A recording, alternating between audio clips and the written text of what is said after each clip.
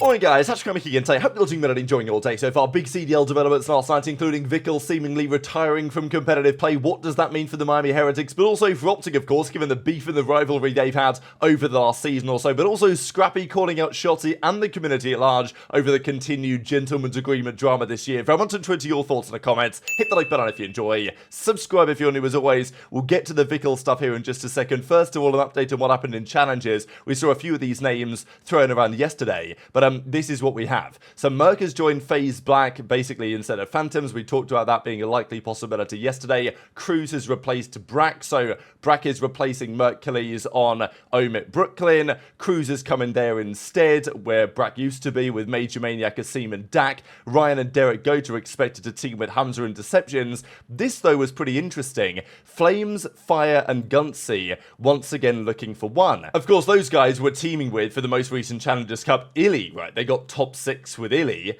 and now where's aBeZy, right? So that's, I guess, the question for you guys, because we're seeing some of these other top teams make a change. We're not expecting Hook's roster to make a change. They won the most recent Challengers Cup. So if aBeZy's no longer teaming with Fire, Flames and Ghosty, that was his team, where's he going? Like, is he going anywhere? What's happening there? It seems like aBeZy's now officially back in business. He was playing some Chals again last night. So I don't think aBeZy's just decided, you know, I've not, you know, don't want to bother with this. I'm going to call it a day again and basically step away. I don't think that's what's going on here. So maybe aBeZy's got another opportunity. I don't know. Intrigued to your thoughts in the comments below on what's going on there. But let's talk about the Miami Heretics situation, because they've been doing some content over the last few days. They, of course, signed a 5-man roster this season. They brought in Rencor, and initially Rencor was on the bench. It was kind of confusing to me. They basically ran it back with last year's roster with Metals, Lucky, ReeaL, of course, who joined towards the end of the year, and then Vikul. And they were pretty decent last year. I think on some levels they outperformed expectations. They got some good upset victories.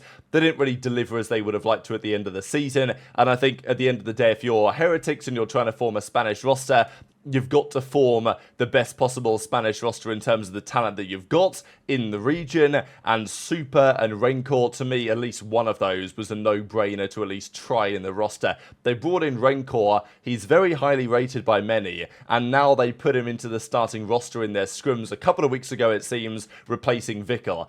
And presumably, since they've put him in, and there have been rumours to this end behind the scenes as well, Miami looking pretty good in scrims. Now, it's early days, it's a very fast-paced game, it's a game that in its current state probably should suit the Spanish COD, Heretics COD style, but it is nonetheless a team that seemingly has improved quite significantly in practice behind the scenes since Rencor has come in for Vikul. So Vikul's therefore been demoted to the bench, and the question therefore was, what's he going to do, right? Is he going to stay on the bench and just be a bench player for the season, or is he going to take an alternate approach? And I think Vikul has made this clear in the past that he doesn't intend to play challenges, he doesn't intend to be stuck on the bench. If he's not going to be competing in the Pro League, then he will just call it a day. And, you know, he did a great job, became a CDL Pro player. I think Vikul was actually one of the more important members of that, you know, Heretics team last season. He's been around a couple of years now on the Toronto Academy NA, on the Florida Mutineers, you know, got his hair transplant, and I was killing it on the Miami Heretics this most recent season, talking some trash to OpTic,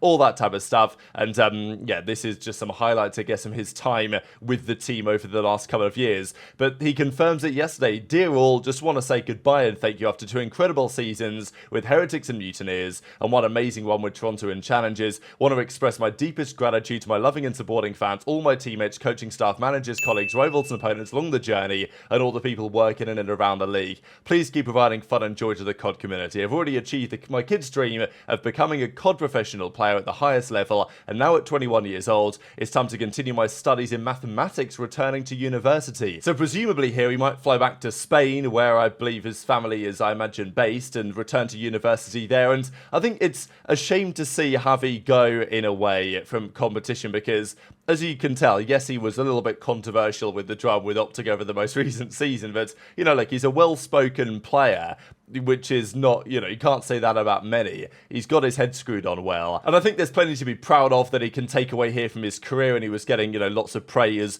by, obviously, colleagues and rivals over the last couple of years here in the replies. But, yeah, Vikul is going to be departing not just the Heretics, but also, it seems, COD Esports at large as a player at the very least, and returning to do other things. We know that, you know, his dad, obviously people talk about that his dad's got cash or whatever it is. But, look, I still think Vikul's done a commendable job as a player, and I think given his position, it's a wise decision to instead of grinding challenges for another like 3 years to try and get back into the pro league again. It makes way more sense in Vikul's position just to say, you know what, I had a good run, and I'm now going to call it a day. So wishing him the best in all of his future adventures, and well, how are Heretics going to get on without him? Because I do feel like on some level, Vikul was a pretty important member of that team, even just from a comms POV, but also just from a you know, a grounding point of view. I think he's one of the players that the Spanish scene has had that plays more winning CODs, maybe. But then again,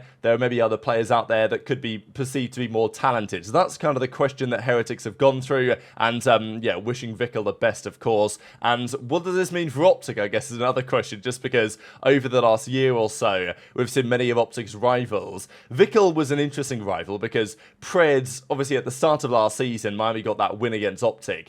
And ever since then, it was all sorts of trash talk, and Pred decided that he was never going to lose again. They did lose, didn't they, at Major 4, and Vikul said F OpTic, F the green, well, whatever it was, it caused some drama. So Vikul has been a bit of a, you know, problem for OpTic, but generally not necessarily. But they've signed Kenny, who was their, you know, big demon, really, when he was on the Los Angeles Thieves that OpTic struggled to beat. Dave Paddy is hibernating, I guess, who still has a winning record against Scump on LAN, which is kind of insane. And then Vikul now gone. So, look, it's looking pretty good for OpTic. At the end of the day, they've still got the CEO to deal with, right? I mean, if you want to call him that. Drazah's still around. He's still on FaZe. And obviously, this most recent season, you know, he ordained himself the CEO of OpTic. So it's not like it's going to be smooth sailing for OpTic, but I do think that those Miami series are going to still be interesting, especially if they're pretty good. And as I say, rumor has it, depending on who you ask, Miami are pretty good. So Scrappy, one of the guys that he came up with, said this: from nothing to something, brother. Good luck on what's next. Some of my favourite times was playing in the pit with you. See you soon and all this. But speaking of Scrappy, we've got a few things to say on him as well, as always.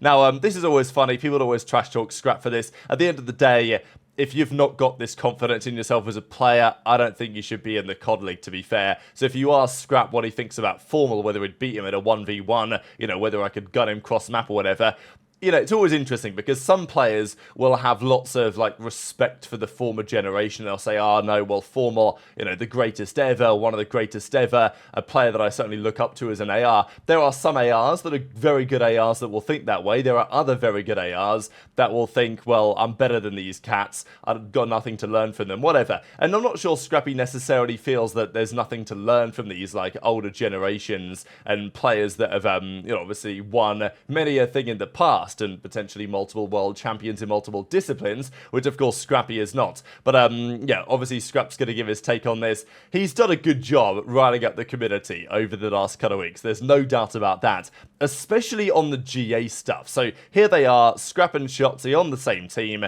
and well, Scrap goes up the zipline, knifes Shotzzy in the back, and continues with his day. Now, Scrappy was talking about the GA on the knife, and we saw the other day, Shotzzy tweeted out something like, the knife has been GA'd, like at every 1 year or more or whatever. I guess I can just find the tweet now. Here we go. Yeah, so it looked like the knife was banned by the pro players, but according to Scrappy, that's actually not the case at all. So he claps back here to Shotzzy, he claps back to some fans as well, we'll see in a second, and a few other funny clips as well. I hit him with a nade. Yo, he's cheating. I'm not even cheating. Oh my god! Oh my god, One's in brother! their spawn still, bro. One's still in their spawn. Wow, the next one, Seth. The next one over to your right. Wait, Seth. Other guys B bomb. Other guys B bomb. He's on the dumpster. He's on B bomb right now. Going court. Wait. Nice. There we go. Bro, I love that. That's an ace, and dude, Ghost, I hope he's not cheating because, oh my god. You think you could square up Formal, bro? What do you think I'm gonna say? But you want me to sit here and be like, no, bro, no. Yeah. But I'm squaring him every gunfight I can. He's ass. Nice. He's ass. Everyone's ass. Disco, I'm better than every single one of them. What do you not understand? Well, I'm trying to get this through you. I'm better than everyone. I respect everyone as players, but respectfully, I'm better than everyone. You're better than Paco. I'm better than Paco. Paco can't kill me. Paco can't kill me. Paco, if you're listening, you can't kill me, bro. Back out. No one can kill me. Do I need to say it again? No one can kill me. HyDra dogs you? I can't hold the right with the He can't kill me. Paco can't kill me. 5-0 to Champs Grand Finals? He can't kill me. He can't kill me. 4-0 at Toronto Finals? They can't kill me. None of them can kill me. None of them. 35-minute finals? They can't kill me. My God, you're using a Krig? Bro, what server is this? Because it is awful. Should have G8 it, idiot.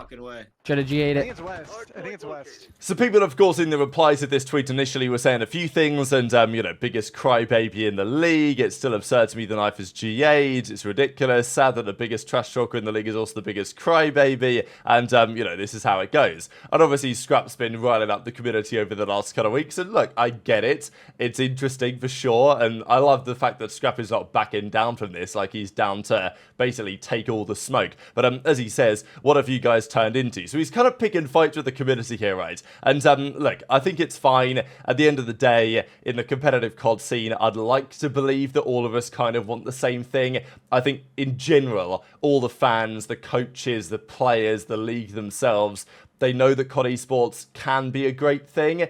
It's just not, you know, being executed as well as it could be from multiple angles, of course. And I think in general, especially when you go to the events, you get this feeling that everyone there wants the same thing because they all love competitive COD and they all want the best for the scene. Now, of course, if I was a player, that would be a different story. On some level, sure, I want the best for the scene, but equally I want to win and, you know, collect the prize money and create a legacy and all this. So I totally get why there will be certain players that don't necessarily share that feeling. But obviously, Scrappy's been getting people kind of heated. So then this guy, Dagoony, says, blaming it on the fans when y'all been complaining about everything is crazy work. I'm literally trolling in the clip. The knife isn't G8. You guys are miserable. And then as Dagoony says, once again, no fan knows what's in or not because y'all don't know how to adjust to anything. That's why everyone thinks you're serious. Everyone has now said for a week the knife is still in. You're so brain dead you just don't listen. Which I thought was an interesting take because we're not in the group chat, you know? Like, okay, people have maybe been talking about this on stream a little bit, but it's not been especially clear. And I think Scrap's got to recognize that on some level, that, like, we don't know what goes on in the private group chat. We're not in it. The pros are in it. And even then, not all the pros are even in it. Shotzzy isn't in it, I don't believe. I think Kenny's just in it from the OpTic side. So, sure, the teams know. The players in the group chat know. They tell their teammates what's going on, sure. But as a community, we just don't really have any idea. And it's funny that it works this way, really, because, you know, the CDL, things should be quite transparent, you would think, especially in terms of what's banned and what's actually allowed in competitive play. The pros had apparently nearly decided the knife was going to go. Now they've decided, okay, actually, no, it's going to stay in. But it wasn't especially clear from our side what's happening, right? So, yeah, fair play. I'm down for the knife to stay in the game. I think it's for the betterment. But what's been happening with the voting? Which teams were for? Which teams were against? What, you know, what sort of discussion was had on the matter? What changes might the developers consider for every pro team to say that, yeah, I'm down for this to stay in the game and have no discrepancy over it? How close is the voting to potentially flipping and going the other way? I don't know the answers to these questions, but we really should know the answer to these questions, right? Because this is an important deal, but yet, you know, the community, and even it seems the CDL are not involved at all. Like, does Spinner Spence know what's going on? As in, he works like player operations, basically, for the league. Does Daniel Say know what's going on with GAs? Like, I'm not so sure. So, into your thoughts in the comments below, as always. Hit the like button if you enjoyed. Subscribe if you're new. Take care, and I'll see you next time.